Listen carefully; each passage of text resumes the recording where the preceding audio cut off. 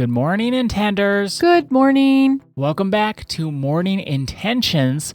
Today is Tuesday, October 21st, and I have to say, hi, I'm Ada, and I'm a hustle culture addict. How does that feel, Ada? It's kind of relieving, actually, and it's helped me build awareness to where I see I'm hustling for my worth.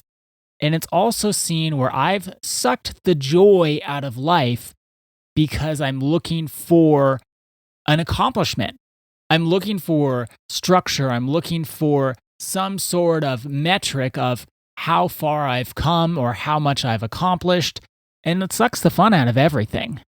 Has your life changed since you had your realization last week? Like, did you know you were sucking the joy out? I guess that's my question more. Like, did you understand that you were sucking the joy out of your accomplishments or even your days, really, I would think? Holding yourself to, yes, I did this, but I didn't do enough, or however that plays out in your life? Oh, yes, it has helped me immensely. And you're spot on. It's a lot harder to say, but yes, I was sucking the joy out of my own life, trying to hustle for my worth. Could you give us a concrete example? I can. I don't typically have time during my work week. So on the weekend, I like to sit down and pet Marcus while he eats his breakfast. Sit next to him, I hug him, I love him, I tell him, oh, I just love you, you're such a special boy. You know me, I go a little over the top with it, but it's my time where I can really just connect with him. I was sucking the joy out of it because I would say, well, this is really for Marcus, and his little dog mommy has to sit down with him and give him cuddles so he knows how much he's loved, and that's what it became about. I need to do this so Marcus knows how much he's loved, even though he's always in my heart. But that's why I'm there. Not necessarily for my own joy and my own connection, but I'm here for Marcus. And once Marcus gets his little cuddles, well, then we can check the box and off we can go. Oh, okay. Well, that's a hustle culture mentality because here's the goal. Marcus needs to know how much he's loved. And then there you go. Once you do that, what else is there? But really, after our conversation last week, I got to see, well, I need that time too. I just need that time to exhale, to breathe, to not need to actually get anything done and just sit there not looking how much time has passed and how, okay, come on, I know you're hungry, let's hurry it up, and not go in with that attitude, just how it takes however long it takes, and I get to love every minute of it. And I don't have to worry about what's coming after or how much time this is eaten into other chores or anything that I got to do. I'm just going to sit here and spend time with my dog because that's what I want to do. Now, how many times have you done it this new joyous way? So we talked about that on Friday, right? Thursday or Friday. Okay, so just over the weekend, since it's Tuesday, over the weekend. Explain the difference in your experience. Like, do you feel more connected to Marcus? I feel more connected. Do you feel more calm? Like, is your nervous system yourself regulated? Yes. Yes to all of it. I feel more calm. I feel more relaxed. I feel more connected. I have more joy in the morning because it's not about getting something done. It's just the joy of the doing. The joy is in the doing. That's such an important concept to bring into our lives. That the joy is in the doing, because otherwise it's just doing, and we lose the joy. And then I also noticed on other household chores that I had going on over the weekend, they were less stressful. And I could just see what I got done and just say, I got done what I could get done. What can you do? And just enjoy the time of doing them without needing to put a measurement on my success. So it's made a difference, even in just a few days, to have this awareness, to solve a problem. First, you have to admit that you have one. Last week, we did some wonderful work. I got to admit I have a problem. And I think that took so much power away from it. That's great. That's really great.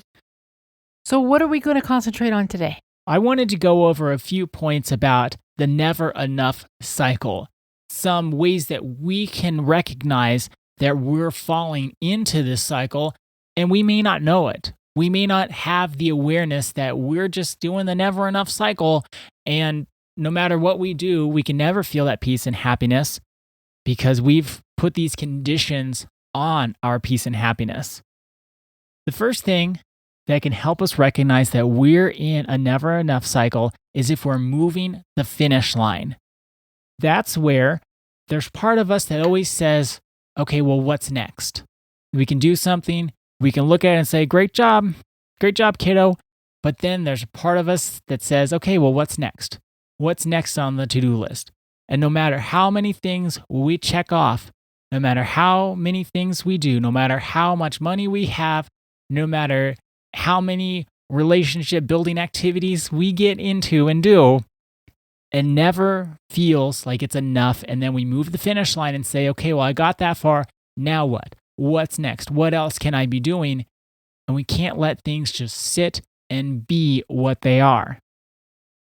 Another way we can recognize we're in the never enough cycle is if we use comparison as fuel.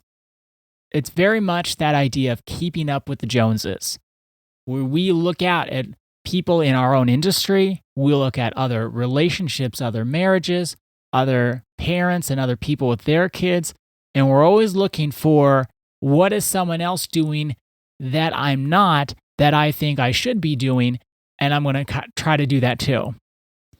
So you think about keeping up with the Joneses. Well, the Joneses got new grass. Well, my grass kind of looks not that good, has some brown spots. Oh, I need to get new grass too. They got a new car, so I need to get a new car. They went to Hawaii, so I need to go to the Azores or the Mediterranean. So there's always this comparison and this competition, and that keeps up this never enough because there's always going to be someone doing something that you're not doing that looks better than what you're doing, that you're thinking, well, if I could just be doing that, then I'll feel satisfied.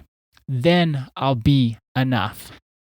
That's a trap because no matter how much we compare, no matter how much we do, there's always going to be somebody that we perceive as having something better than we do.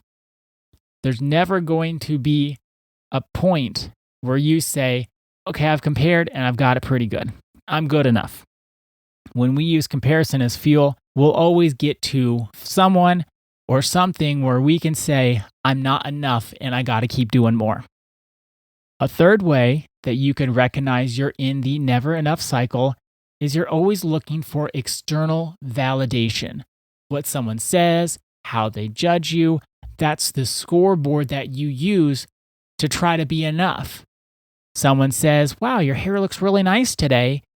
You'll always think back to that day that they said that and hope your hair is as good as what it was that day. If someone says you look nice, it's the same thing where we say, okay, what are people saying about us? How are people reacting to who we are? And then what happens is we start chasing their approval. We're doing things not because we want to. We're not finding the joy in the doing at all. The joy is from the compliments. The joy is from the feedback.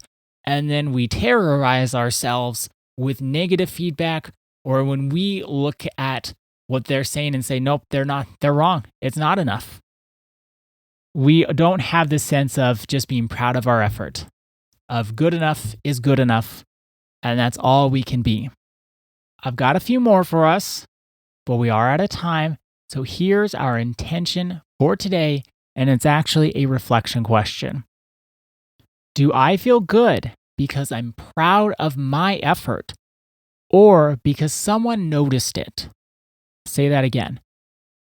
Do I feel good because I'm proud of my effort, or because someone else noticed it? There's no shame in either answer. As you're going throughout your day and you're looking and reflecting on what you've accomplished that day or in the past, do you feel good because you're proud of yourself, or because someone else gave you good feedback? No shame, just awareness. Thank you so much for joining us today. Our day is better because you our part of our day. See you tomorrow. See you then.